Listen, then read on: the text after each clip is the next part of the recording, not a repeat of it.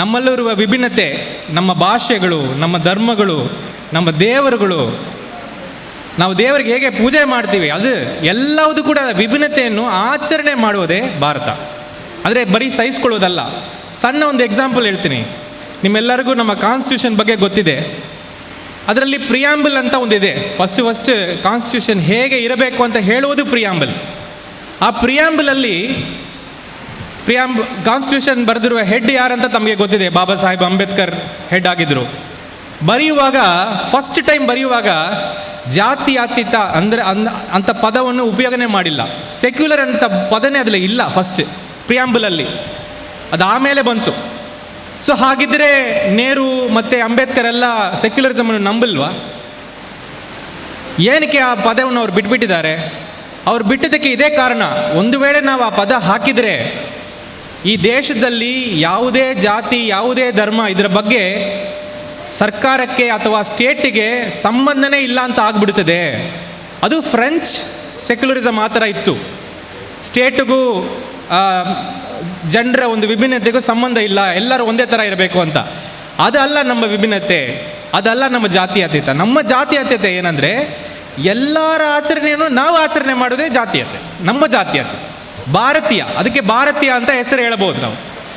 For example, ನೀವು ಅಪಾರ್ಟ್ಮೆಂಟಲ್ಲಿ ಇರ್ತೀರಿ ಅಂತ ತಿಳ್ಕೊಳ್ಳೋಣ. ಅಪಾರ್ಟ್ಮೆಂಟ್ ಎಕ್ಸಾಂಪಲ್ ಭಾಳ ಹೇಳ್ತೀನಿ. ನಮ್ಮ ಮಂಗಳೂರಲ್ಲಿ ತುಂಬ ಅಪಾರ್ಟ್ಮೆಂಟ್ ಇದೆ. ಅಪಾರ್ಟ್ಮೆಂಟಲ್ಲಿ ನಾವು ದೀಪಾವಳಿಗೆ ನಾವು ನಮ್ಮ ಆಚರಣೆ ಮಾಡ್ತೀವಿ.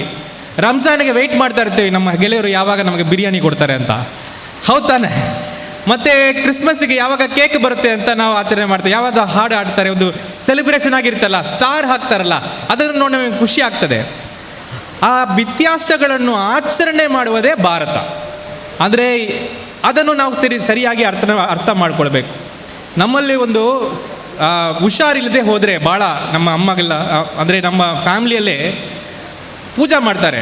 ಬರೀ ನಮ್ಮ ದೇವಸ್ಥಾನದಲ್ಲಿ ಮಾಡಲ್ಲ, ದರ್ಗಾಗೆ ಹೋಗಿಯೂ ಮಾಡ್ತಾರೆ, ಚರ್ಚ್ಗೂ ಹೇಳ್ತಾರೆ ಸ್ವಲ್ಪ ನಮಗೋಸ್ಕರ ಪ್ರೇಯರ್ ಮಾಡಿ ಅಂತ.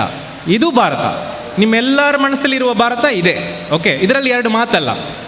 ಸೊ ಭಾರತ ಅಂದರೆ ಇದು ಇರುವಾಗ ಸೆಲೆಬ್ರೇಷನ್ ಆಫ್ ಡಿಫ್ರೆನ್ಸಸ್, ಆಚರಣೆ, ನಮ್ಮ ವಿಭಿನ್ನತೆಯನ್ನು ಆಚರಣೆ ಮಾಡುವುದು ಭಾರತ ಅಂತ ಇದ್ದಾಗ ಇತ್ತೀಚೆಗೆ ಏನಾಗಿದೆ, ಇದು ಪ್ರಶ್ನೆ. ಇತ್ತೀಚೆಗೆ ಏನಾಗಿದೆ? ಭಾಳ ಜನ ಏನು ಹೇಳ್ತಾರೆ, ಇದು ಧರ್ಮದ ಸಮಸ್ಯೆ ಆಗಿದೆ, ಧರ್ಮಕ್ಕೂ ಸಮಸ್ಯೆ ಆಗಿದೆ ಅಂತ ಹೇಳ್ತಾರೆ. ನನ್ನ ಅಭಿಪ್ರಾಯಕ್ಕೆ ಧರ್ಮಕ್ಕೆಲ್ಲ ಸಮಸ್ಯೆ ಇಲ್ಲಿ ಆಗಲಿಲ್ಲ. 100% ಇದು ಧರ್ಮದ ಸಮಸ್ಯೆಗಳೇ ಅಲ್ಲ. ಇದು ಎಲ್ಲೋ ಒಂದು ಕಡೆ ಒಂದು ವಿಧ ರಾಜಕೀಯ, ಅದು ನಾವು ಎಲ್ಲರೂ ಒಪ್ಪಬೇಕು. ಯಾವ ಟೈಪ್ ರಾಜಕೀಯ? ಭಾಳ ಜನ ಹೇಳ್ತಾರೆ ದ್ವೇಷದ ರಾಜಕೀಯ ನಡೀತಾ ಇದೆ ಅಂತ. ನಾನು ಹೇಳ್ತೀನಿ, ಇದು ದ್ವೇಷದ ರಾಜಕೀಯ ಅಲ್ಲ, ಇದು ಅಸುರಕ್ಷತೆಯ ರಾಜಕೀಯ, ಭಯದ ರಾಜಕೀಯ, ಪಾಲಿಟಿಕ್ಸ್ ಆಫ್ ಇನ್ಸೆಕ್ಯೂರಿಟಿ. ಸಿಂಪಲ್ ಆಗಿ ಹೇಳೋಕ್ಕೋದ್ರೆ ಇದೊಂದು ಸ್ಟ್ರಾಟಜಿ ಅಷ್ಟೇ. ಒಂದು ಎಲೆಕ್ಷನ್ ಗೆಲ್ಲಬೇಕಾದ್ರೆ ಏನು ಮಾಡಬೇಕು? 100 ಜನ ಇದ್ದರೆ 51 ಓಟು ನಿಮಗೆ ಬರಬೇಕು, ಹೌದು ತಾನೆ? ಅಷ್ಟೇ. 51 ಓಟು ಬಂದರೆ ನೀವು ಗೆಲ್ತೀರಿ. ಹೇಗೆ ನನಗೆ 51 ಓಟು ಬರಬೇಕು? ನಾನು ಓಕೆ, ನೀವು ಅಪಾರ್ಟ್ಮೆಂಟ್ ಎಕ್ಸಾಂಪಲ್ಗೆ ಹೋಗ್ತೀರಿ. ಒಂದು ಅಪಾರ್ಟ್ಮೆಂಟಲ್ಲಿ ಅಸೋಸಿಯೇಷನ್ ಎಲೆಕ್ಷನ್ ನಡೀತದೆ. ಇಮ್ಯಾಜಿನ್, ಒಂದು 100 ಮನೆಗಳು ಇದೆ ಅಂತ ತಿಳ್ಕೊಳ್ಳೋಣ. ಅಪಾರ್ಟ್ಮೆಂಟಲ್ಲಿ 2 ಅಭ್ಯರ್ಥಿಗಳು ಇದ್ದಾರೆ ಅಂತ ತಿಳ್ಕೊಳ್ಳೋಣ. 2 ಅಭ್ಯರ್ಥಿಗಳು ಏನು ಮಾಡ್ತಾರೆ? 100 ಮನೆಗಳಿಗೂ ಹೋಗ್ತಾರೆ, ಈ ಅಪಾರ್ಟ್ಮೆಂಟಿಗೆ ನಾವು ಒಳ್ಳೇದು ಮಾಡ್ತೀವಿ, ನಮಗೆ ಓಟ್ ಹಾಕಿ ಅಂತ ಹೇಳ್ತಾರೆ, ಹೌದು ತಾನೆ? ಎಲ್ಲ ಕಡೆಯೂ ಹೋಗಿ ನಿಮ್ಮೆಲ್ಲರಿಗೂ ನಾವು ಒಳ್ಳೇದು ಮಾಡ್ತೀವಿ, ಈ ಅಪಾರ್ಟ್ಮೆಂಟಿಗೆ ನಾವು ಒಳ್ಳೆಯ ಒಂದು ಇದು ತರ್ತೀವಿ ಅಂತ ಮಾತಾಡಿ ಬಂದ ಮೇಲೆ ಎಲೆಕ್ಷನ್ ಆಗ್ತದೆ. 2 ಅಭ್ಯರ್ಥಿ 100 ಮನೆಗೆ ಹೋಗಿದರೆ ಏನಾಗ್ತದೆ? ಪ್ರಾಬಬಿಲಿಟಿ ಪ್ರಕಾರ, ಮ್ಯಾಥಮೆಟಿಕ್ಸ್ ಪ್ರಕಾರ 50 ಓಟ್ ಈ ಕಡೆ ಬರ್ತದೆ, 50 ಓಟ್ ಈ ಕಡೆ ಬರಲಿಕ್ಕೆ ಸಾಧ್ಯತೆ ಇದೆ. This is probability. ಆವಾಗ ನಾನು ಗೆಲ್ಲುವುದು ನಿಶ್ಚಯ ಅಲ್ಲ, ನಾನು ಗೆಲ್ಲುವುದು 100% ಶೂರ್ ಅಲ್ಲ. ಸರಿ, ಇನ್ನೊಂದು ಸ್ಟ್ರಾಟಜಿ ಮಾಡೋಣ. ಈ ಸ್ಟ್ರಾಟಜಿ ಸಿಂಪಲ್ ಸ್ಟ್ರಾಟಜಿ. 100 ಮನೆಗೆ ಹೋಗಲ್ಲ ನಾನು, ಬರೀ 80 ಮನೆಗೆ ಮಾತ್ರ ಹೋಗ್ತೀನಿ. ಒಂದು 20 ಮನೆಯನ್ನು ಬಿಟ್ಟುಬಿಡ್ತೀನಿ. ಆ 80 ಮನೆಗೆ ಹೋಗಿ ಒಂದು ಕತೆ ಹೇಳ್ತೀನಿ.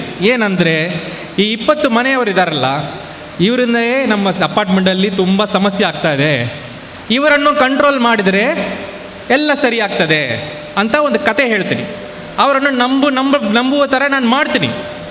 ಮಾಡಿದ ಮೇಲೆ ಅವ್ರಿಗೆ ಇಷ್ಟೇ ಹೇಳೋದು, ಈ 20 ಮಂದಿಗೆ ನಾವು ನೋಡ್ಕೊಳ್ತೀವಿ, ನಮ್ಮನ್ನು ಗೆಲ್ಲಿಸಿ, ನಮ್ಮನ್ನು ಆರಿಸಿ ಅಂತ ಹೇಳುವುದು. ಆವಾಗ ಈ 80 ಮಂದಿಯಲ್ಲಿ 60 ಮಂದಿ ನಿಮಗೆ ಓಟ್ ಹಾಕಲಿಕ್ಕೆ ಸಾಧ್ಯತೆ ಇದೆ. 70 ಕೂಡ ಮಾಡ್ಬೋದು. ಎಷ್ಟು ನೀವು ಭಯ ಹುಟ್ಟಿಸ್ತೀರೋ ಅಷ್ಟು ನೀವು ಓಟ್ ಗೆಲ್ಲಲಿಕ್ಕೆ ಸಾಧ್ಯತೆ ಇದೆ. ಅರ್ಥ ಆಗಿದೆಯಾ? ಸ್ಟ್ರಾಟಜಿ ಅರ್ಥ ಆಗಿದೆಯಾ? ಇಷ್ಟೇ ಸ್ಟ್ರಾಟಜಿ. ಇದು ಒಂಥರ ರಾಜಕೀಯ, ಇದು ಅಸುರಕ್ಷತೆಯ ರಾಜಕೀಯ. ದ್ವೇಷದ ರಾಜಕೀಯ ಕೂಡ ಇಲ್ಲ, ಅಸುರಕ್ಷತೆಯ ರಾಜಕೀಯ. 80 ಮಂದಿಯನ್ನು ನಾವು ಭಯಪಡಿಸಿಬಿಟ್ರೆ, 80 ಮಂದಿಯನ್ನು ಇದಾಗ್ತದೆ ಅದಾಗ್ತದೆ ಅಂತ ಹೇಳಿಬಿಟ್ರೆ, ಆ ಭಯದಲ್ಲಿ ಅವರು ನಮಗೆ ಓಟ್ ಹಾಕ್ತಾರೆ. ಆವಾಗ ನಾವು ಒಂದು ಓಟಿಗೆ ನಮಗೆ ಕಷ್ಟ ಇಲ್ಲ, 60 ಓಟಿಗೆ ನಾವು 60-70 ಓಟಲ್ಲಿ ಆರಾಮಾಗಿ ಗೆಲ್ಲಬಹುದು. ಇಷ್ಟೇ ಸ್ಟ್ರಾಟಜಿ. ಈ ರಾಜಕೀಯವನ್ನು ತಾವು ಅರ್ಥ ಮಾಡ್ಕೋಬೇಕು. ಆಗಬಹುದು ರಾಜಕೀಯ ಪಕ್ಷಗಳು ಏನು ಬೇಕಾದರೆ ಮಾಡ್ತಾರೆ, ಅದು ಬೇರೆ ವಿಷಯ. ಆದರೆ ಈ ರಾಜಕೀಯದಿಂದ ಸಮಾಜದಲ್ಲಿ ಏನಾಗ್ತದೆ ಅದರ ಬಗ್ಗೆ ನಾವು ಚಿಂತನೆ ಮಾಡಬೇಕು. ಯಾಕೆ ಆ ಚಿಂತನೆ ನಾನು ಮಾಡಬೇಕು? ನೀವು ರಾಜಕೀಯ ಯಾರೋ ಬರ್ತಾರೆ, MLA ಆಗ್ತಾರೆ, MP ಆಗ್ತಾರೆ, ಬೇರೆ ವಿಷಯ. ನನ್ನ ಪಕ್ಕದ ಮನೆಯವನು ಮನಸ್ಸು ಕೆಡಿಸ್ತಾ ಇದೆ. ಆವಾಗ ನನ್ನ ಪಕ್ಕದ ಮನೆಯವನು ಮನಸ್ಸು ಸರಿ ಇಲ್ಲದೆ ಹೋದರೆ ನಾನು ಸುರಕ್ಷಿತವಾಗಿರಬಹುದಾ? ಇಲ್ಲ. ಯಾವಾಗ ಇದು ಸಮಾಜದಲ್ಲಿ ಪ್ರಾಬ್ಲಮ್ ಕ್ರಿಯೇಟ್ ಆಗ್ತದೋ ಆವಾಗ ನಾವು ಕೂಡ ಇದರಲ್ಲಿ ಸ್ವಲ್ಪ ಗಮನ ಕೊಡಬೇಕಾಗ್ತದೆ. ಇವತ್ತು ನಡೀತಾ ಇರುವುದು ದ್ವೇಷದ ರಾಜಕೀಯ ಅಲ್ಲ, ಅಸುರಕ್ಷತೆಯ ರಾಜಕೀಯ, ಇನ್ಸೆಕ್ಯೂರಿಟಿ, ಭಯದ ರಾಜಕೀಯ. ಎರಡನೆಯದು, ಇಲ್ಲಿ ಏನೋ ಹಿಂದೂ ಮುಸಲ್ಮಾನವರು ಅಥವಾ ಹಿಂದೂಗಳು ಮತ್ತು ಕ್ರೈಸ್ತವರು ಜಗಳ ನಡೀತಾ ಇದೆ ಅಂತ ಇಲ್ಲ, ನಾನು ಅದು ಒಪ್ಪೋದೇ ಇಲ್ಲ. ಇಲ್ಲಿ ನಡೀತಾ ಇರುವುದು 2 ಮನಸ್ಥಿತಿಗಳ ಒಳಗಡೆ ಸಮಸ್ಯೆ. ಈ 2 ಮನಸ್ಥಿತಿ ಯಾವ ಟೈಪ್ ಮನಸ್ಥಿತಿ? ಒಂದು ಮನಸ್ಥಿತಿ, ಈ ಸಮಾಜದಲ್ಲಿ ತಾರತಮ್ಯ ಇರಬಾರ್ದು, ಎಲ್ಲರೂ ಸೇಮ್ ಆಗಿರಬೇಕು ಅಂತ ಚಿಂತನೆ ಮಾಡುವ ಮನಸ್ಥಿತಿ. ಆ ಮನಸ್ಥಿತಿಗೆ ಪ್ರೀತಿ, ವಿಶ್ವಾಸ ಮತ್ತು ಈ ಸಹಬಾಳುವೆ, ಸಾಮರಸ್ಯ ಇದೆಲ್ಲ ಇಂಪಾರ್ಟೆಂಟ್. ಇದು ಒಂದು ಮನಸ್ಥಿತಿ. ಆ ಮನಸ್ಥಿತಿಯಲ್ಲಿ ಭಾಳ ಜನ ಇಲ್ಲಿ ನೀವೇ ಕೂತಿದ್ದೀರಿ. ಇನ್ನೊಂದು ಮನಸ್ಥಿತಿ ಇದೆ. ಆ ಮನಸ್ಥಿತಿ ಯಾವ ಟೈಪ್ ಮನಸ್ಥಿತಿ ಅಂದರೆ, ಸಮಾಜ ಅಂದರೆ ಮೇಲೆ ಕೀಳೆ ಇರಬೇಕು, ಎಲ್ಲ ಒಟ್ಟಿಗೆ ಕೂತ್ರೆ ಹೇಗೆ? ಮತ್ತು ಈ ಕೆಲಸ ಯಾರು ಮಾಡೋದು? ನಾವು ಮೇಲೆ ಇರಬೇಕು, ಅವ್ರ ಕೆಳವೇ ಇರಬೇಕು, ಅವರವರ ಕೆಲಸ ಮಾಡಬೇಕು ಅಂತ ನಂಬುವ ಒಂದು ಮನಸ್ಥಿತಿ. ಆ ಮನಸ್ಥಿತಿಗೆ ಪ್ರೀತಿ ವಿಶ್ವಾಸಕ್ಕಿಂತ ಭಯ, ಕೋಪ, ದ್ವೇಷ ಇದೆಲ್ಲ ಭಾಳ ಇಂಪಾರ್ಟೆಂಟ್. ಅದು 2ನೇ ಮನಸ್ಥಿತಿ. ಈ 2 ಮನಸ್ಥಿತಿ ಇದೆಯಲ್ಲ, ಇದರ ಒಳಗಡೆ ಜಗಳ ಈ ಭಾರತ ದೇಶದಲ್ಲಿ ತುಂಬ ದಿವಸದಿಂದ ನಡೀತಾ ಇದೆ. ಇವತ್ತಲ್ಲ, ಸ್ವತಂತ್ರಕ್ಕೆ ಮುಂಚೆಯಿಂದ ನಡೀತಾ ಇದೆ.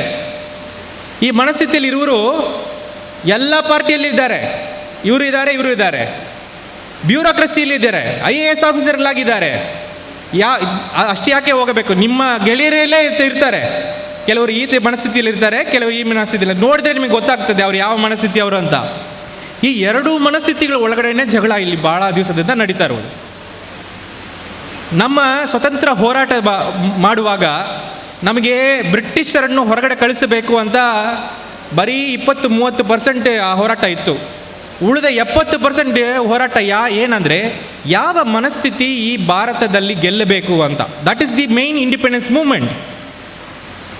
ಆ ಮನಸ್ಥಿತಿ, ಫಸ್ಟ್ ಮನಸ್ಥಿತಿ ಇದೆಯಲ್ಲ, ಆ ಸಹೋದರತ್ವ ಅದೆಲ್ಲ ನಂಬುವ ಮನಸ್ಥಿತಿ, ಅದನ್ನು ಹಾಗೇ ತಂದು ಕಾನ್ಸ್ಟಿಟ್ಯೂಷನಲ್ಲಿ ಬರೆದುಬಿಟ್ರು. ಇದೇ ಥರ ನಮ್ಮ ಭಾರತ ದೇಶ ಇರಬೇಕು, ಯಾವತ್ತೂ ಈ ಥರ ಇರಬಾರ್ದು ಅಂತ ಕಾನ್ಸ್ಟಿಟ್ಯೂಷನಲ್ಲಿ ಬರೆದುಬಿಟ್ರು. ಆ ಟೈಮಿಗೆ ಆ ಮನಸ್ಥಿತಿಯನ್ನು ಒಪ್ಪುವುದೇ ಇರುವ ಜನ ಇದ್ದರು, ಆ ಟೈಮಿಗೆ ಇದ್ದರು. ಅದು ಮುಸ್ಲಿಮ್ಗಳಲ್ಲೂ ಇದ್ದರು, ಹಿಂದೂಗಳಲ್ಲೂ ಇದ್ದರು, ಕ್ರೈಸ್ತವರಲ್ಲೂ ಇದ್ದರು, ಎಲ್ಲ ಗ್ರೂಪಲ್ಲಿ ಇದ್ದರು. ಕೆಲವರು ಆ ಟೈಮಿಗೆ ಈ ಥರ ದೇಶ ನಮ್ಮಲ್ಲಿ ನಾವು ನಡಕ್ಕಾಗಲ್ಲ, ಎಲ್ಲರೂ ಸಮವಾಗಿರುವುದು, ಎಲ್ಲರೂ ಒಂದೇ ಜೊತೆಗೆ ಇರುವುದು ಇದೆಲ್ಲ ನಡೆಯಲ್ಲ, ನಾವು ಬೇರೆ ದೇಶ ತೊಗೊಳ್ತೀವಿ ಅಂತ ತೊಗೊಂಡು ಹೋಗಿಬಿಟ್ರು ಒಂದು ಗ್ರೂಪ್. ಇನ್ನೊಂದು ಗ್ರೂಪ್ ಇಲ್ಲೇ ಇದ್ದರು, 50-60 ವರ್ಷದಿಂದ ಕೆಲಸ ಮಾಡ್ತಾ ಮಾಡ್ತಾ ಮಾಡ್ತಾ ಮಾಡ್ತಾ ಇವತ್ತು ಅವರು ಸ್ವಲ್ಪ ಪವರ್ಗೆ ಬಂದಿದ್ದಾರೆ. ಅವರಿಗೆ ಪವರ್ಗೆ ಬಂದಾಗ ಅವರ ಇಂಟ್ರೆಸ್ಟ್ ಏನಿರ್ತದೆ, ಈ ಸಂವಿಧಾನ ಸರಿಯಲ್ಲ, ಎಲ್ಲರಿಗೂ ಸರಿಪಡಿಸುವ ಸಂವಿಧಾನ ಒಪ್ಪುವುದಿಲ್ಲ, ಅದನ್ನು ಬದಲಾವಣೆ ಮಾಡಬೇಕು ಅಂತ ಒಂದು ಪ್ರಯತ್ನಗಳು ನಡೀತಾ ಇದ್ದಾವೆ. ಇದನ್ನು ನೀವು ಅರ್ಥ ಮಾಡಬೇಕು. ಸೊ ಈ ದೇಶದಲ್ಲಿ ನಡೆಯುವ ಸಮಸ್ಯೆ ಯಾವ ಧರ್ಮಕ್ಕಳಿಗೂ ನಡೆಯುವ ಸಮಸ್ಯೆ ಅಲ್ಲ. ಇಲ್ಲಿ ನಡೆಯುವ ಸಮಸ್ಯೆ 2 ಮನಸ್ಥಿತಿಗಳಿರುವ ನಡೆಯುವ ಸಮಸ್ಯೆ. ಆ ಮನಸ್ಥಿತಿಯಲ್ಲಿ ಯಾವ ಮನಸ್ಥಿತಿಗೆ ನಾವು ಸಪೋರ್ಟ್ ಮಾಡಬೇಕು ಅಂತ ನಮಗೆ ಅರ್ಥ ಆಗಿದರೆ ನಮಗೆ ಸರಿಯಾದ ಒಂದು ದಾರಿ ಸಿಗ್ತದೆ. ಆಮೇಲೆ ಇನ್ನೊಂದು ದೊಡ್ಡ ಸಮಸ್ಯೆ ಏನಾಗ್ತದೆ, ಅವಾಗತ್ತೆ ಹೇಳಿದರು ನಮ್ಮ ಪುಂಜತ್ ಬೈಲವರು, ಇಲ್ಲಿ ಸಮಸ್ಯೆಗಳು ನಡೆದಾಗ ಯಾರು ಮಾಡ್ತಾ ಇರೋದು ಸಮಸ್ಯೆ? ನಾನು ಇಲ್ಲಿ ಜಿಲ್ಲಾಧಿಕಾರಿ ಆಗಿದೆ, ನನಗೆ ಗೊತ್ತಿದೆ. 100 ಜನದಲ್ಲಿ ಒಂದು 10 ಜನ ಸಮಸ್ಯೆ ಮಾಡ್ತಾರೆ ಅಷ್ಟೇ. ಅವರು ಮಾತ್ರ ಈ ಕಡೆ ಆ ಕಡೆ ಜಿದ್ದಿ ಮಾಡ್ತಾರೆ. 90 ಜನಕ್ಕೆ ಇದಕ್ಕೆ ಸಂಬಂಧನೇ ಇಲ್ಲ. ಇವತ್ತು ಹೇಳ್ಬೋದು ಮಂಗಳೂರು ಕಮ್ಯುನಲ್ ಆಗಿದೆ, ಅದಾಗಿದೆ, ಇದಾಗಿದೆ ಅಂತ. ನಾನು ನಿಜವಾಗ್ಲೂ ಕೇಳ್ತಾ ಇದ್ದೀನಿ, ಮಂಗಳೂರು ಕಮ್ಯುನಲ್ ಆಗಿದೆಯಾ? ನಿಮ್ಮ ಲೈಫಲ್ಲಿ ನೀವು ನೋಡಿ, ಎಲ್ಲಿ ದ್ವೇಷ ಕಾಣ್ತಾ ಇದೆ ನಿಮಗೆ? ಬೆಳಗ್ಗೆಯಿಂದ ನೀವು ಇವತ್ತು ಸಾಯಂಕಾಲವರೆಗೆ ಬಂದಿದ್ದೀರಿ, ಎಲ್ಲಿ ನಿಮಗೆ ದ್ವೇಷ ಕಂಡು ಬಂದಿದೆ? ಎಲ್ಲಿನೂ ಕಂಡು ಬರಲ್ಲ. ಯಾಕಂದರೆ 90% ಜನ ಇಲ್ಲಿ ಮಂಗಳೂರಲ್ಲಿ ಆ ಫಸ್ಟ್ ಮನಸ್ಥಿತಿಯಲ್ಲಿ ಇರುವರು. ಅವರಿಗೆ ಸಾಮರಸ್ಯ ಬೇಕು, ಅವರಿಗೆ ಸಂತೋಷ ಬೇಕು, ಅವರಿಗೆ ಸಹೋದರತ್ವ ಬೇಕು. ಆದರೆ ಈ ಜನತೆ ಪ್ರಾಬ್ಲಮ್ ಏನು ಗೊತ್ತಾ? ಅವರು ಬಾಯಿ ಬಿಚ್ಚಲ್ಲ, ಅವರು ಸುಮ್ಮನಿರ್ತಾರೆ. ನಮಗೆ ಯಾಕೆ ಅಪ್ಪ ಪ್ರಾಬ್ಲಮ್ ಅಂತ ಸುಮ್ಮನಿರ್ತಾರೆ. ನಾವು ಅವರಿಗೆ ವಿ ಕೆನಾಟ್ ಬ್ಲೇಮ್ ದೆಮ್, ಅವರಿಗೆ ನಾವು ಆರೋಪ ಮಾಡಲಿಕ್ಕೆ ಬರಲ್ಲ. ಯಾಕಂದರೆ ಜನ ಅಂದರೆ ಹಾಗೆ ಇರ್ತಾರೆ. ಸೊ 3ನೇ ಮೇಜರ್ ಸಮಸ್ಯೆ ಇಲ್ಲಿ ನಡೀತಾ ಇರುವುದು, ಈ ಒಳ್ಳೆಯದೆಲ್ಲ ಎಕ್ಸ್ಪೆಕ್ಟ್ ಮಾಡ್ತಾರಲ್ಲ, ಒಳ್ಳೆಯದೆಲ್ಲ ಆಗಬೇಕು ಅಂತ ಅವರು ಯಾರೂ ಬಾಯಿ ಬಿಟ್ಟು ಮಾತಾಡುವುದಿಲ್ಲ. ಅದು ಸಮಸ್ಯೆ. ಓಕೆ, ಇದು 3 ಸಮಸ್ಯೆ ಇಲ್ಲಿ ನಡೀತಾ ಇರುವುದು ನನ್ನ ಅಭಿಪ್ರಾಯಕ್ಕೆ. ಫಸ್ಟ್, ಇಲ್ಲಿರುವುದು ಮನಸ್ಥಿತಿಗಳ ಪ್ರಾಬ್ಲಮ್. 2ನೇದು, ಇಲ್ಲಿ ನಡೆಯುವುದು ಭಯದ ಒಂದು ಪಾಲಿಟಿಕ್ಸ್. 3ನೇದು, ಈ ಒಳ್ಳೆಯದೆಲ್ಲ ಎಕ್ಸ್ಪೆಕ್ಟ್ ಮಾಡಿ ಒಳ್ಳೆಯವರು ಇದ್ದಾರಲ್ಲ, ಅದನ್ನ ಫಸ್ಟ್ ಮನಸ್ಥಿತಿಯಲ್ಲಿರುವರು, ಅವರು ಬಾಯಿ ಬಿಚ್ಚಿ ಮಾತಾಡೋದಿಲ್ಲ. ಇದು ಸಮಸ್ಯೆ. ಈಗ ಇದರ ಬಗ್ಗೆ ನಾವು ಏನು ಮಾಡಬೇಕು, ಈ ಪ್ರಶ್ನೆಗೆ ಬರೋಣ. ಯಾಕೆಂದರೆ ನಾನು ಅದರ ಬಗ್ಗೆನೇ ನನ್ನ ತಲೆಗೂ ಭಾಳ ಸಮಸ್ಯೆ ಆಗ್ತಾಯಿದೆ, ನಾವು ಏನು ಮಾಡಬೇಕು ಅಂತ. ಫಸ್ಟ್ ನಾವು ಮಾಡಬೇಕಾದ ಕೆಲಸ, ನಾವು ತುಂಬ ದಿವಸದಿಂದ ಒಂದು ಕೆಲಸವನ್ನು ಬಿಟ್ಬಿಟ್ಟಿದ್ದೀವಿ. ಅಂದರೆ ಮನೆಯಲ್ಲಿ ಅಮ್ಮ ಇರ್ತಾರಲ್ಲ, ಅಮ್ಮ ಇರ್ತಾರೆ ಅಷ್ಟೇ, ನಮಗೆಲ್ಲರಿಗೂ ಗೊತ್ತಿದೆ. ಅಮ್ಮ ಇರ್ತಾರೆ, ಬೆಳಗ್ಗೆ ಹೋದರೆ ಅವ್ರು ನಮಗೆ ಎಲ್ಲ ಕೆಲಸನೂ ಮಾಡ್ತಾರೆ, ಸಾಯಂಕಾಲ ಹೋದರೆ ಊಟ ಎಲ್ಲ ರೆಡಿ ಮಾಡಿ ಇಡ್ತಾರೆ, ನಾವು ಊಟ ಮಾಡಿ ಮಲಗ್ತೀವಿ. ಯಾವತ್ತು ನಾವು ಅಮ್ಮವನ್ನು ಸೆಲೆಬ್ರೇಟ್ ಮಾಡಿಲ್ಲ, ಅಂದರೆ ಆಚರಿಸಿಲ್ಲ. ಅಮ್ಮ ಅಂದರೆ ಇರ್ತಾರೆ, ಇದೆಲ್ಲ ಮಾಡ್ತಾರೆ ಅಂತ. ಹಾಗಾಗಿ ಏನಾಗಿಬಿಟ್ಟಿದೆ, ಒಂದು ಪೊಸಿಷನಲ್ಲಿ ಆ ಅಮ್ಮಗೆ ಇರುವ ರೆಸ್ಪೆಕ್ಟೇ ಹೋಗ್ಬಿಟ್ಟಿದೆ.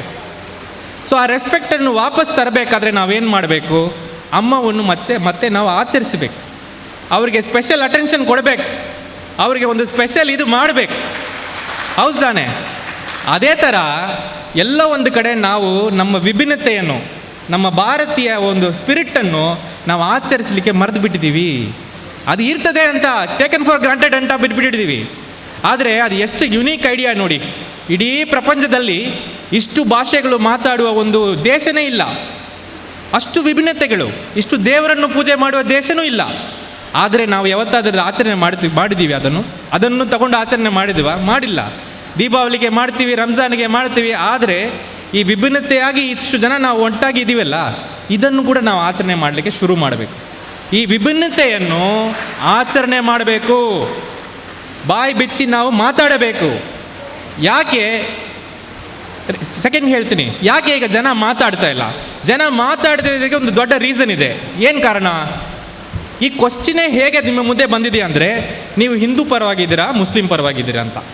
ಈ ಥರ ನಮಗೆ ಪ್ರಶ್ನೆ ಕೇಳಿದರೆ ಯಾರಾದರೂ ಬಾಯಿ ಬಿಚ್ತಾರಾ? ಎಲ್ಲರಿಗೂ ಭಯ ಬರ್ತದೆ. ನಾವು ಯಾಕೆಪ್ಪ ಮಾತಾಡಿ ಸುಮ್ಮನೆ ನಮಗೆ ಬೇರೆ ಏನೋ ಮಾಡ್ತಾರಂತ. ಫಾರ್ ಎಕ್ಸಾಂಪಲ್, ನನ್ನ ಎಕ್ಸ್ಪೀರಿಯನ್ಸೇ ತಗೊಳ್ಳಿ. 2.5 ವರ್ಷ ನಾನು ಇಲ್ಲಿ ಜಿಲ್ಲಾಧಿಕಾರಿಯಾಗಿ ಇರುವವರೆಗೆ ಸಾಹೇಬರೆಲ್ಲರಿಗೂ ಗೊತ್ತಿದೆ, ಒಂದು ಒಳ್ಳೆಯ ಒಂದು ಪ್ರೀತಿ ವಿಶ್ವಾಸ, ಒಂದು ಒಳ್ಳೆಯ ಒಂದು ಒಡನಾಟ ಇತ್ತು ನಮ್ಮದು. ಯಾವತ್ತು ನಾನು ರಾಜೀನಾಮೆ ಕೊಟ್ಟು, ನಾನು ಯಾಕೆ ರಾಜೀನಾಮೆ ಕೊಟ್ಟಿದ್ದೀವಿ ಅನ್ನೋ ಒಂದು ಪತ್ರ ಬರೆದ ತಕ್ಷಣ ನಾನು ಏನಾಗಿದೆ, ದೇಶದ್ರೋಹಿ ಆಗಿಬಿಟ್ಟೆ. ಸೆಂಥಿಲ್ ಒಂದು ದೇಶದ್ರೋಹಿ, ಸೆಂಥಿಲ್ ಒಂದು ಈ ವಿರೋಧಿ, ಆ ವಿರೋಧಿ. ಇದೇ ಭಯ ಜನರಿಗೂ ಇರ್ತಿದೆ. ನಾವು ಸುಮ್ಮನೆ ಮಾತಾಡಿಬಿಟ್ರೆ ಏನಾಗ್ತದಪ್ಪ, ನಮ್ಮನ್ನು ಹಿಂದೂ ವಿರೋಧಿಯಾಗಿ ಮಾಡಿಬಿಡ್ತಾರೆ ಅಂತ. ಅದಕ್ಕೋಸ್ಕರ ಮಾತಾಡ್ತಾ ಇಲ್ಲ. ಬಟ್ ನೀವೊಂದು ಅರ್ಥ ಮಾಡ್ಕೋಬೇಕು, ಇದು ಪ್ರಾಬ್ಲಮ್ ಹಿಂದೂ ಮುಸ್ಲಿಂ ಪ್ರಾಬ್ಲಮ್ ಅಲ್ಲ. ಇದು ಆ ಫಸ್ಟ್ ಮನಸ್ಥಿತಿಗೂ ಸೆಕೆಂಡ್ ಮನಸ್ಥಿತಿಗೂ ಇರುವ ಪ್ರಾಬ್ಲಮ್. ಇನ್ನೊಂದು ಥರ ಹೇಳಕ್ಕೆ ಹೋದರೆ, ಭಾರತವನ್ನು ನಂಬುವವರೆಗೂ ಭಾರತವನ್ನು ನಂಬದೇ ಇರೋವರೆಗೂ ಇರೋ ಪ್ರಾಬ್ಲಮ್. ಅದು ನೀವು ಅರ್ಥ ಮಾಡ್ಕೋಬೇಕು. ಭಾರತ ಅಂದರೆ ವಿಭಿನ್ನತೆ, ಅಂದರೆ ಭಾರತವನ್ನು ನಂಬುವವರೆಗೂ, ಈ ವಿಭಿನ್ನತೆಯನ್ನು ನಂಬದೇ ಇರುವವರೆಗೂ ಇರುವ ಪ್ರಾಬ್ಲಮ್. ಹಾಗಾಗಿ ನೀವು ಹೇಗೆ ಕೇಳಬೇಕು ಜನರಿಗೆ, ನೀವು ಹಿಂದೂ ಪರವಾಗಿದ್ದೀರಾ, ಮುಸ್ಲಿಂ ಪರವಾಗಿದ್ದೀರಾ ಕೇಳಬಾರ್ದು. ನೀವು ಭಾರತದ ಪರವಾಗಿದ್ದೀರಾ, ಈ ಥರ ನೀವು ಪ್ರಶ್ನೆ ಕೇಳಿ ನೋಡಿ. ನೀವು ಭಾರತದ ಪರವಾಗಿದ್ದೀರಾ, ಇದ್ದೀರಾ ಇಲ್ವಾ? ಮಾತಾಡಬೇಕಾ? ಭಾರತದ ಪರವಾಗಿ ಮಾತಾಡಬೇಕು. ಅದು ನೀವು ಅರ್ಥ ಮಾಡಬೇಕು. ಸೊ ಎಲ್ಲಿ ಹೋದರೂ ನೀವು ಹಿಂದೂ ಮುಸ್ಲಿಂ ಅಂತ ಹೇಳಕ್ಕೆ ಹೋಗಬೇಡಿ. ಭಾರತದ ಪರವಾಗಿ ನೀವು ಇದ್ದೀರೋ ಇಲ್ವೋ, ಇದ್ದೀರಾ ಅಂದರೆ ನಮ್ಮ ಜೊತೆಗೆ ಬನ್ನಿ, ನಮ್ಮ ಜೊತೆಗೆ ನಿಲ್ಲಿ ಅಂತ ಹೇಳಬೇಕಾಗ್ತದೆ. ಅದು ಇಂಪಾರ್ಟೆಂಟ್. ಯಾವತ್ತು ಮಂಗಳೂರಲ್ಲಿ ನೀವು ಹಿಂದೂ ಮುಸ್ಲಿಂ ಮಾತಾಡಬಾರ್ದು. You should always talk about pluralism. ಇದು ಭಾರತ ಅಂದರೆ ಇದೇ ಭಾರತ್ ಮಾತಾ, ಇದೇ ಇಲ್ಲಿ ಇರುವರೇ ಭಾರತ್ ಮಾತಾಕಿ ಜೈ ಅಂತ ಹೇಳಲಿಕ್ಕೆ ಅರ್ಹ ಇರುವರು, ಉಳಿದವರಿಗೆ ಅರ್ಹ ಇಲ್ಲ. ಅದನ್ನು ನೀವು ಅರ್ಥ ಮಾಡ್ಕೋಬೇಕು. ಎರಡನೆಯದು, ಈ ಒಂದು ನರೇಟಿವ್ ನಾವು ಜನರ ಮಧ್ಯದಲ್ಲಿ ತಗೊಂಡೋಗಬೇಕಾದ್ರೆ ನಮಗೆ ಸಿಗುವ ಎಲ್ಲ ಟೈಮಲ್ಲಿಯೂ ನಾವು ಈ ವಿಭಿನ್ನತೆಯನ್ನು ಆಚರಣೆ ಮಾಡಬೇಕು. ಅಲ್ಲಿ ಒಂದು ಕ್ರಿಸ್ತ ಫಂಕ್ಷನ್ ನಡೀತಾ ಇದೆಯಾ, ನಾವು ಹೋಗಿ ಅಲ್ಲಿ ಸರ್ವಿಸ್ ಮಾಡೋಣ, ಅವರ ಒಂದು ಇದನ್ನು ನಾವು ಆಚರಣೆ ಮಾಡೋಣ. ನಮ್ಮದು ವಿನಾಯಕ ಚತುರ್ಥಿ ನಡೀತಾ ಇದೆಯಾ, ಒಂದು ಗಣೇಶ ಚತುರ್ಥಿ ನಡೀತಾ, ಅವರು ಬಂದು ಆಚರಣೆ ಮಾಡಲಿ. ಈ ಥರ ನಾವು ಆಚರಣೆಗಳು ನಾವು ಶುರು ಮಾಡಿಕೊಂಡು ನಾವು ಭಾರತದ ಪರವಾಗಿ ಇಳಿದು ಬಿಟ್ಟರೆ ಆ 10 ಜನ ಮಾತಾಡ್ಲಿಕ್ಕೆ ಆಗಲ್ಲ. 90 ಜನದಲ್ಲಿ ನೀವು 10%, 20% ಮಾತಾಡ್ಲಿಕ್ಕೆ ಶುರು ಮಾಡಿದರೆ ಕೂಡ ಆ 10% ಮಾತಾಡ್ಲಿಕ್ಕೆ ಆಗಲ್ಲ. ಅವರು ಈ ಕಡೆ ಇರಲಿ, ಆ ಕಡೆ ಇರಲಿ, ಈ ಧರ್ಮದಲ್ಲಿ, ಆ ಧರ್ಮದಲ್ಲಿರಲಿ, ಅವರು ಎರಡನೇ ಮನಸ್ಥಿತಿಯವರು, ಅವರು ದ್ವೇಷದ ಪರವಾಗಿರುವರು, ಅವರು ಭಯದ ಪರವಾಗಿರುವರು, ಅವರು ಯಾರಿಗೂ ಭಾರತದ ಪರವಾಗಿ ಇರುವರಲ್ಲ. ಭಾರತದ ಪರವಾಗಿರುವರು ನಾವೇ ಮೆಜಾರಿಟಿ, ಅವರೇ ಮೈನಾರಿಟಿ. ಮೆಜಾರಿಟಿ ಹೀಗೆ ಮಾತಾಡಬೇಕು, ನೀವು ಅರ್ಥ ಮಾಡ್ಕೋಬೇಕು. ಇದನ್ನು ನೀವು ಮಾಡದೇ ಇರುವವರೆಗೆ ಸಾಮಾನ್ಯ ಜನ ಯಾರೂ ಮಾತಾಡಲ್ಲ. ಸಾಮಾನ್ಯ ಜನ ಮಾತಾಡಬೇಕಾದ್ರೆ ಮಾತಾಡುವ ರೀತಿಯಲ್ಲಿ ಅವರಿಗೆ ನಾವು ವಿಷಯಗಳನ್ನು ಹೇಳಬೇಕು. ಕೊನೆಗೆ ಇದು ಯಾಕೆ ನಾವು ಮಾಡಬೇಕು, ನಮಗೆ ಏನು ಬಂದಿದೆ ಸರ್, ನಾನೊಂದು ಇಂಡಿವಿಜುವಲ್ ಸರ್, ಸುಮ್ಮನೆ ನಾನೊಂದು ಗೌರ್ಮೆಂಟ್ ಸ್ಕೂಲಲ್ಲಿ ಟೀಚರ್ ಆಗಿದ್ದೀನಿ ಸರ್, ನನಗೆ ಯಾಕೆ ಸರ್ ಇದು ಪ್ರಶ್ನೆ? ದೇಶದ ಪರವಾಗಿ ನೀವೇನೋ ದೇಶ ಪ್ರಪಂಚ ಎಲ್ಲ ಮಾತಾಡ್ತಿರಲ್ಲ, ನಮಗೇನು ಸರ್ ಅಂತ ತಮ್ಮ ಪ್ರಶ್ನೆ ಇರಬಹುದು. ಬಟ್ ನಾನು ಹೇಳ್ತೀನಿ ಇವತ್ತು ಇದು ಯಾಕೆ ಮಾತಾಡಬೇಕಂದ್ರೆ, ದೇಶದ ಪರವಾಗಿಯೋ ಪ್ರಪಂಚದ ಪರವಾಗಿ ಎಲ್ಲ ಬಿಟ್ಟುಬಿಡಿ, ಅದೆಲ್ಲ ಸಮಸ್ಯೆ ಅಲ್ಲ. ಈಗ ನಮ್ಮ ಮನೆಯ ಪರವಾಗಿ, ನಮ್ಮ ಮಕ್ಕಳ ಪರವಾಗಿ, ನಮ್ಮ ಮೊಮ್ಮಕ್ಕಳ ಪರವಾಗಿ ನಾವಿದು ಇವತ್ತು ಮಾಡಲೇಬೇಕಾಗ್ತದೆ. ನೀವು ಹೇಗೆ ಬೇಕಾದರೆ ತಿಳ್ಕೊಳ್ಳಿ, ಈ ಪ್ರಾಬ್ಲಮ್ ನಮ್ಮ ಮಕ್ಕಳಿಗೂ ಮೊಮ್ಮಕ್ಕಳು ಬಂದಿದೆ. ಈಗ ನನ್ನ ಒಂದು ಬದುಕು ತಗೊಳ್ಳಿ, ನಾನು 50 ವರ್ಷ ಮುಂಚೆ, 60 ವರ್ಷ ಮುಂಚೆ, ಸ್ವತಂತ್ರಕ್ಕೆ ಮುಂಚೆ ನಾನು ಈ ಥರ ವೇದಿಕೆಯಲ್ಲಿ ಕೂರುವನಲ್ಲ. ಇಲ್ಲಿರುವ ಬಹಳ ಜನ ಹಾಗೆ ಇರಬೇಕು, ಆ ವೇದಿಕೆಯಲ್ಲಿ ಎಲ್ಲರ ಜೊತೆಗೆ ಕೂರುವ ಅರ್ಹ ಇರುವನಲ್ಲ. ಆದರೆ 50 ವರ್ಷದಲ್ಲಿ ಈ ವೇದಿಕೆ, ಈ ಮೈಕ್, ಈ ಎಲ್ಲ ಪ್ರೀತಿ ನನಗೆ ಸಿಗ್ತಾ ಇದೆ ಅಂದರೆ ಅದು ಭಾರತದಿಂದ ಸಿಕ್ಕಿದೆ. ವಿಭಿನ್ನತೆಯನ್ನು ಆಚರಣೆ ಮಾಡುವ ಒಂದು ಕಾನ್ಸೆಪ್ಟಿಂದ ಸಿಕ್ಕಿದೆ. ಎಲ್ಲರಿಗೂ ಸಮಾನ ರೀತಿ ಸಿಗಬೇಕು ಅಂತ ಇರುವ ಕಾನ್ಸೆಪ್ಟಿಂದ ಸಿಕ್ಕಿದೆ. ಈ ಕಾನ್ಸೆಪ್ಟ್ ಹೋಗಿಬಿಡ್ತದೆ. ಈ ಕಾನ್ಸೆಪ್ಟ್ ಹೋಗಿಬಿಟ್ರೆ ಇಲ್ಲಿರುವ ಬಹಳ ಜನ ಹಾಕಿರುವ ಸಟ್ಟೆ, ಶರ್ಟ್ ಪ್ಯಾಂಟ್ ಎಲ್ಲ ತೆಗಿಬೇಕಾಗ್ತದೆ, ವಾಪಸ್ ನೆಲದಲ್ಲಿ ಕೂರಬೇಕಾಗ್ತದೆ. ಈ ಪ್ರಾಬ್ಲಮ್ ನಿಮ್ಮ ಮಕ್ಕಳಿಗೆ ಬರಲಿಕ್ಕೆ ಬಹಳ ಸಾಧ್ಯತೆ ಇದೆ.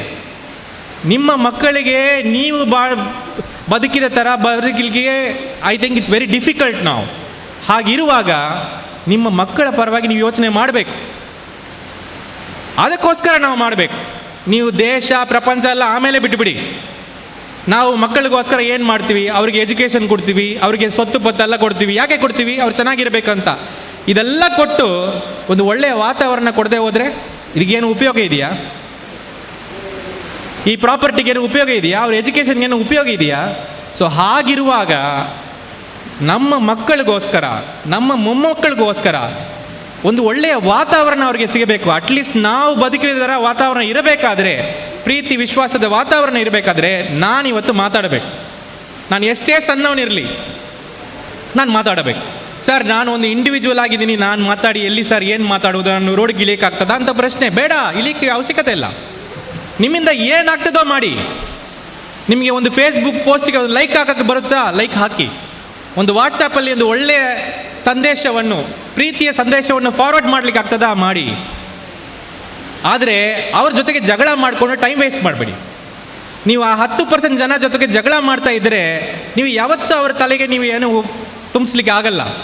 ಆದರೆ ಉಳಿದ 90% ಇದಾರಲ್ಲ, ಅವರಿಗೆ ಮಾತಾಡಿ, ಅವ್ರ ಜೊತೆಗೆ ಇರಿ, ಅವರಿಗೆ ಒಳ್ಳೆಯ ಸಂದೇಶ ಹೇಳಿ. ಬಟ್ ನೀವೇನು ಮಾಡ್ತೀರಿ ಗೊತ್ತಾ? ಫುಲ್ ಟೈಮು ನೀವು ಅವ್ರ ಜೊತೆಗೆ ಜಗಳ ಮಾಡ್ಕೊಂಡು ಕೂರ್ತೀರಿ, ನಿಮ್ಮ ತಲೆನೂ ಕೆಟ್ಟೋಗ್ತದೆ, ನಿಮ್ಮ ಇದನ್ನು ತಪ್ಪಾಗ್ತದೆ. ಸೊ ಹಾಗಾಗಿ ಇನ್ನು ಮುಂದೆ ಈ ವಿಭಿನ್ನತೆಯನ್ನು ಆಚರಣೆ ಮಾಡೋಣ. ನಮಗೆ ಏನು ಇದೆಯೋ ಅದನ್ನು ನಾವು ಸೆಲೆಬ್ರೇಟ್ ಮಾಡೋಣ, ಉಳಿದವರಿಗೂ ಸೆಲೆಬ್ರೇಷನ್ಗೆ ಕರೆಯೋಣ. ಮತ್ತು ಈ ತಲೆ ಕೆಟ್ಟೋಗಿದಿರುವ ಜನ ಜೊತೆಗೆ ನಾವು ಮಾತಾಡಿ ಅವ್ರಿಗೆ ಆರ್ಗ್ಯುಮೆಂಟ್ ಮಾಡುವ ಅವಶ್ಯಕತೆನೇ ನಮಗಿಲ್ಲ. ಅವ್ರ ಜೊತೆಗೆ ನಾವು ಆರ್ಗ್ಯುಮೆಂಟ್ ಮಾಡಿ ಏನು ಬಂದಿದೆ, ಇದು ನಾವು ತಿದ್ದುಕೋಬೇಕಾಗ್ತದೆ. ಎರಡನೇದು, ಎಷ್ಟೇ ನಾವು ಸಣ್ಣವರಾಗಿರ್ಬೋದು ಕೂಡ ಎಷ್ಟೇ ನಾವು ಒಂಟಿಯಾಗಿದ್ದರೆ ಕೂಡ ನಮ್ಮಿಂದ ಏನಾಗ್ತದೋ ಮಾಡೋಣ. ಒಂದು ಪೇಂಟಿಂಗ್ ಬರೆಯೋಕ್ಕೆ ಬರ್ತದಾ ಮಾಡೋಣ, ಒಂದು ಹಾಡು ಬರೆಯೋಕ್ಕೆ ಬರ್ತದಾ ಮಾಡೋಣ, ಒಂದು ಕವನ ಬರೆಯೋಕ್ಕೆ ಬರ್ತದಾ ಮಾಡೋಣ. ಎಲ್ಲ ನಮ್ಮ ಆಚರಣೆ ಭಾರತೀಯ ಅಂತ ಕಾನ್ಸೆಪ್ಟ್ ಮೇಲೆ ಮಾಡೋಣ.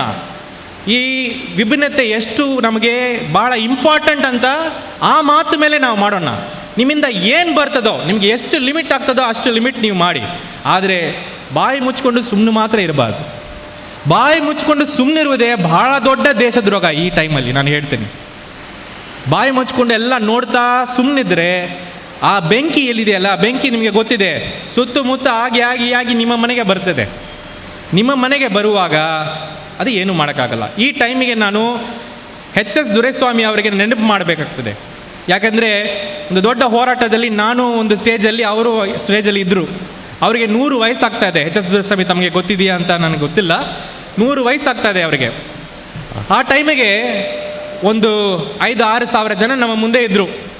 ಭಾಳ ಮುಸ್ಲಿಂ ಅವರು ಭಾಳ ಇದ್ದರು, ಮತ್ತು ಕ್ರೈಸ್ತವರು ಎಲ್ಲರಿದ್ದರು. ಆವಾಗ ಎಚ್.ಎಸ್. ದೊರೆಸ್ವಾಮಿ ನನ್ನ ಮಾತು ಮುಗಿದ ಮೇಲೆ ಎಲ್ಲ ಕ್ರೌಡಿಗೆ ಒಂದು ಕ್ವಶನ್ ಕೇಳಿದರು. ನೀವೆಲ್ಲ ಯಾಕೆ ರೀ 1 ಗಂಟೆ ಈ ಬಿಸಿಲಲ್ಲಿ ನಿಂತಿದ್ದೀರಿ ಅಂತ. ಎಲ್ಲರೂ ಹಾಗೆ ಸ್ಟನ್ ಆಗಿಬಿಟ್ರು, ಇನ್ನೂ ಎಂತ ಇವರು ಮಾತಾಡಿ ಈ ಥರ ಕೇಳಿದ್ದಾರೆ ಅಂತ. ಒಂದು 5 ನಿಮಿಷ ಆದಮೇಲೆ ಅವ್ರು ಹೇಳಿದ್ರು, ನೀವು ಇವತ್ತೆಲ್ಲ ಯಾಕೆ ಬಿಸಿಲಲ್ಲಿ ನಿಂತಿದ್ದೀರಿಲ್ಲ ಗೊತ್ತಾ, ನಿಮಗೆಲ್ಲ ಪನಿಷ್ಮೆಂಟ್ ಆಗ್ತಾ ಇದೆ ಅಂತ ಹೇಳ್ತಾಯಿದ್ರು. ಎಂಥ ಪನಿಷ್ಮೆಂಟ್ ಗೊತ್ತಾ, 70 ವರ್ಷದಿಂದ ನೀವು ನಿಮ್ಮ ಸಮಸ್ಯೆ ಬಿಟ್ಟು ಉಳಿದವ ಸಮಸ್ಯೆಗೆ ನೀವು ಹೊರಗಡೆನೇ ಬಂದಿಲ್ಲ. ಒಬ್ಬ ದಲಿತನಿಗೆ ಸಮಸ್ಯೆ ಆದರೆ ನೀವು ಹೊರಗಡೆ ಬಂದಿಲ್ಲ, ಒಬ್ಬ ಕ್ರೈಸ್ತವನಿಗೆ ಸಮಸ್ಯೆ ಆದರೆ ನೀವು ಹೊರಗಡೆ ಬಂದಿಲ್ಲ, ನಿಮಗೆ ಸಮಸ್ಯೆ ಆದರೆ ಅವರು ಬಂದಿಲ್ಲ. ಈ ಥರ ನೀವು ಒಬ್ಬೊಬ್ಬರಿಗೆ ಹೋಗದೆ ಎಲ್ಲ ಮನೆಯಲ್ಲಿ ಕೂತು ನಿಮ್ಮ ಸಮಸ್ಯೆ ಮಾತ್ರ ನೋಡ್ತಾ ಇದ್ದೀರಲ್ಲ, ಅದಕ್ಕೆ ಇವತ್ತು ದೇವರು ನಿಮಗೆ ಪನಿಷ್ಮೆಂಟ್ ಕೊಡ್ತಾ ಇದ್ದಾರೆ ಅಂತ ಹೇಳಿದ್ರು. ಇದು ನಿಜ.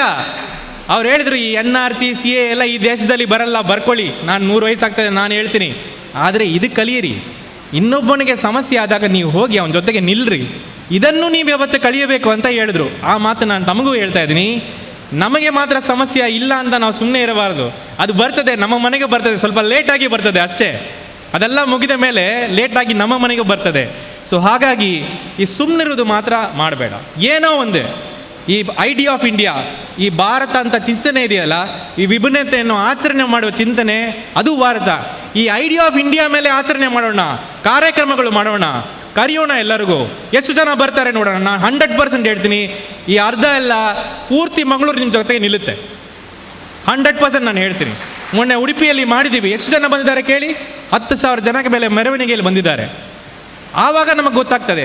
ಆದರೆ ನೀವು ಎಷ್ಟುವರೆಗೆ ಹಿಂದೂ ಮುಸ್ಲಿಂ ಅಂತ ಹೇಳ್ತಾ ಇರುವವರೆಗೆ ಯಾರು ಕೂಡ ಬರಲ್ಲ. ಸರಿಯಾಗಿ ಈ ಪ್ರಾಬ್ಲಮನ್ನು ನರೇಟ್ ಮಾಡಬೇಕು, ಸರಿಯಾಗಿ ಈ ಪ್ರಾಬ್ಲಮನ್ನು ಎಕ್ಸ್ಪ್ಲೈನ್ ಮಾಡಬೇಕು. ಇದು ಭಾರತವನ್ನು ನಂಬುವವರೆಗೂ ಭಾರತವನ್ನು ನಂಬದೇ ಇರೋವರೆಗೂ ನಡೆಯುವ ಸಮಸ್ಯೆ. ನಾನು ರೆಸಿಗ್ನೇಷನ್ ಮಾಡಿ ಏನು ಮಾಡಿದೆ, ಭಾರತವನ್ನು ನಂಬುವರ ಜೊತೆಗೆ ನಾನು ಈಗ ನಿಂತಿದ್ದೀನಿ ಅಷ್ಟೇ. ನನಗಾಗ್ತದೆ ಅಂದರೆ ನಿಮಗೂ ಆಗ್ತದೆ. ನೀವೇನು ರೆಸಿಗ್ನೇಷನ್ ಮಾಡೋದು ಅವಶ್ಯಕತೆ ಇಲ್ಲ. ನಿಮ್ಮಿಂದ ಏನು ಸಾಧ್ಯ ಇದೆಯೋ ಈ ಭಾರತ ಅಂತ ಕಾನ್ಸೆಪ್ಟನ್ನು ಸಪೋರ್ಟ್ ಮಾಡಲಿಕ್ಕೆ ಪ್ರಯತ್ನ ಮಾಡಿ. ಕೊನೆಗೆ ನಾನು ಒಂದು ಹೇಳ್ತೀನಿ, ಈಗ ಸಾಕಷ್ಟು ನಮ್ಮ ಸಂಸ್ಥೆಗಳು, ನಮ್ಮ ಪ್ರಜಾಪ್ರಭುತ್ವದಲ್ಲಿ ಸಂಸ್ಥೆಗಳು ಭಾಳ important. Judiciary, police, IAS officer, ಈ ಸಂಸ್ಥೆಗಳೆಲ್ಲ ಇವತ್ತು ಕುಸಿತಾ ಇದೆ. ಈ ಸಂಸ್ಥೆಗಳೆಲ್ಲ ಕುಸಿತಾ ಇದೆ. ಸಂಸ್ಥೆಗಳು ಕುಸಿದಾಗ ನಾವು ಒಂಟಿಯಾಗಿ ನಿಲ್ಲಬೇಕು. When institutions fail, individuals to stand up. If individuals don't stand up, everything will collapse. ನೀವು ಒಂದು ಬಸ್ ತಗೊಂಡು ಒಂದು ಮ್ಯಾರೇಜಿಗೆ ನೀವು ಹೋಗ್ತಾ ಇದ್ದೀರಿ ಅಂತ ತಿಳ್ಕೊಳ್ಳಿ. ಮ್ಯಾರೇಜಿಗೆ ಹೋಗುವಾಗ ನಿಮ್ಮ ಎಲ್ಲ ನೆಂಟರೆಲ್ಲ ಕೂತಿದ್ದಾರೆ, ಡ್ರೈವರ್ ಗಾಡಿಯನ್ನು ಓಡಿಸ್ತಾ ಇದ್ದಾನೆ. ಸ್ವಲ್ಪ ಆದ ಮೇಲೆ ಡ್ರೈವರ್ ಸ್ವಲ್ಪ ಮಲಗಿದ್ರೆ ಏನು ಮಾಡ್ತೀರಿ? ಕೂತ್ಕೊಂಡು ನೋಡ್ತೀರಾ? ಏನು ಮಾಡ್ತೀರಿ? ಎದ್ದು ಹೋಗಿ ಅವನಿಗೆ ಟ್ಯಾಪ್ ಮಾಡ್ತೀರಲ್ಲ, ಸರಿಯಾಗಿ ಓಡಿಸಪ್ಪ ಅಂತ. ಈ ಗಾಡಿ ಎಂಬುದು ನಮ್ಮ ದೇಶ, ಡ್ರೈವರ್ ಎಂಬುದು ಸರ್ಕಾರ ತಪ್ಪು ಮಾಡಿದಾಗ ಓನರ್ಗಳು ನಾವೇ. ನೀವು ಇಂಡಿವಿಜುವಲ್ ಇದ್ದೀರಲ್ಲ, ನೀವೇ ಓನರ್ಗಳು. ನೀವು ಡ್ರೈವರಿಗೆ ಹೇಳಬೇಕು, ಇದು ಸರಿಯಲ್ಲ, ಇದು ನಮಗೆ ಆಗಲ್ಲ ಅಂತ ಹೇಳುವುದು ಒಂದು ಅವಶ್ಯಕತೆ ಇದೆ. ಹೇಳುವಾಗ ಈ ಭಾರತ ಅಂತ ಚಿಂತನೆಯನ್ನು ಐಡಿಯಾ ಆಫ್ ಇಂಡಿಯಾ ಮೇಲೆ ಮಾತಾಡಬೇಕು, ಯಾವುದೇ ಧರ್ಮ ಮೇಲೆ ಮಾತಾಡಬಾರ್ದು. ಓಕೆ, ಕೊನೆಗೆ ನಿಮ್ಮೆಲ್ಲರಿಗೂ ಕೂಡ ಇದೇ ಥರ ಕಾರ್ಯಕ್ರಮಗಳು ಇನ್ನೂ ಸಾಕಷ್ಟು ಮಾಡಿ ಈ ವಿಭಿನ್ನತೆಯನ್ನು ಆಚರಣೆ ಮಾಡುವಾಗ ಏನೇ ಅವಕಾಶ ಸಿಕ್ಕಿದರೆ ಕೂಡ ದಯವಿಟ್ಟು ಬಿಡಬೇಡಿ. ಇನ್ನೊಂದು ಮಾತು ಕೂಡ ಹೇಳ್ತೀನಿ, ಸರ್ ಟಾರ್ಗೆಟ್ ಮಾಡ್ತಾರೆ ಸರ್ ನನಗೆ, ಸರ್ ಏನು ಮಾಡೋದು ಸರ್, ಟಾರ್ಗೆಟ್ ಮಾಡಿದರೆ ಏನು ಮಾಡೋದು? ನಾನು ಇಷ್ಟು ಹೇಳ್ತೀನಿ, ಟಾರ್ಗೆಟ್ ಮಾಡ್ತಾರೆ, ಮಾಡಲಿ. ನಾನಿವತ್ತು ನಿಂತಿದ್ದೀನಿ ಅಂದರೆ, ಇವತ್ತು ನೀವೆಲ್ಲ ನಿಂತಿದ್ದೀರಾ ಅಂದರೆ, ಇವತ್ತು ಇವೆಲ್ಲ ನಾವು ಕೂತ್ಕೊಂಡು ಮಾತಾಡ್ತೀವಿ ಅಂದರೆ ಸಾಕಷ್ಟು ಜನ ಇದಕ್ಕೆ ತ್ಯಾಗ ಮಾಡಿದ್ದಾರೆ, ಸುಮ್ಮನೆ ಬಂದಿಲ್ಲ ಇದೆಲ್ಲ. ಇವತ್ತು ನಾವೊಂದು ಸ್ವತಂತ್ರವಾಗಿ ಓಡಾಡ್ತಾ ಇದ್ದೀವಲ್ಲ, ಇದು ಸುಮ್ಮನೆ ಬಂದಿಲ್ಲ. ಈ ದೇಶದ ಫಸ್ಟ್ ಪ್ರೈಮ್ ಮಿನಿಸ್ಟರ್ ನೆಹರು ಎಷ್ಟು ದಿವಸ ಜೈಲಲ್ಲಿ ಇದ್ರು ಗೊತ್ತಾ? ಹೇಳಬಹುದಾ ಯಾರು?